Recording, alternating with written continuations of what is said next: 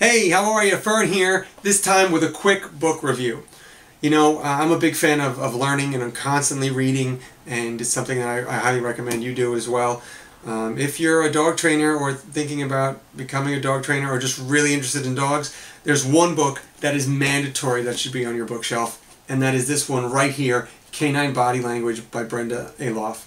This is an amazing book because it is filled with pictures. Filled with tons of pictures. Now the pictures aren't necessarily the best quality. It's obviously not taken by a professional photographer, but that's okay. The content and the message in these images is really quite remarkable.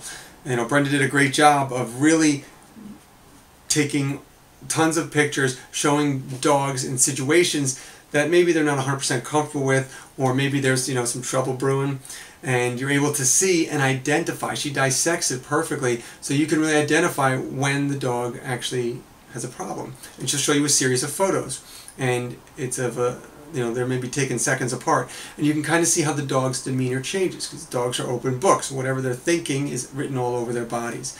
And until you understand what that body language means, you're kind of not let in to their thoughts. But once you do understand it, once you read this book, you're open to everything that's going on, and you're able to identify when dogs are uncomfortable or maybe headed down a path we don't want them to, or reactivity or something.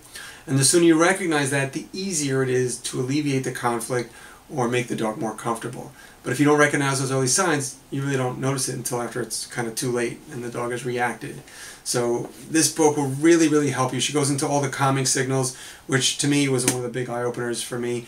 Identifying these calming signals, learning them, and then going into like a dog park and just using that information. All of a sudden I felt like I was in on the conversation, whereas before it was all going over my head. So learning this stuff really helps you speak the language of dog, and kind of you're let into their world, and you know what's going on, you know what they're saying, and it makes you a much better dog trainer because you're able to understand exactly what's going on in the dog's head and alleviate things before they escalate, which is super, super important. So I can't say enough about this book. If you don't have it and you are a dog trainer, go get it right now, and I promise you will not be disappointed. It's like I say, it's one you should read, study, and refer to often. Alright, that's it. Thank you very much. I will see you again real soon. And remember, every day with a dog is a good day.